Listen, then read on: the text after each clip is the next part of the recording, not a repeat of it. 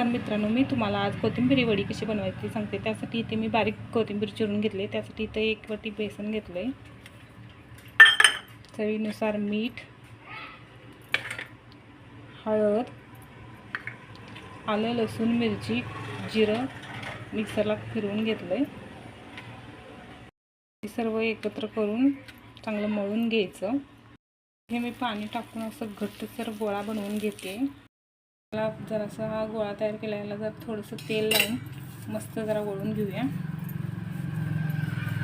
असा चौकोनी शेप देऊया, असं गोल थापून घेऊया।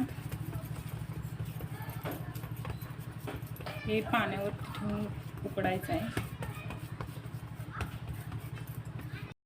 पद्धतीने इथे मी चाळणीत हे असं थापून घेतलेलं इथं ठेवलंय। आता इथं मी पाणी ठेवले उकळत। हे आता वाफवून घ्यायचं। 15 मिनिटे वाफवून घेऊया। आता असं ह्याची वाफ निघालेली आहे। मी हे असं बाजूला काढले। आता ह्याचे वड्या पाडूया। हे मी अशा वड्या पाडून घेतलेल्या आहेत। आता ह्या वड्या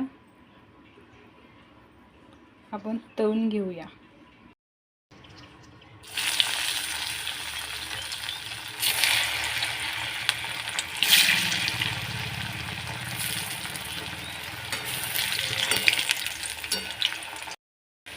अशा सोनेरी कलर येऊपर्यंत खरपूस अशा तळून घेऊया।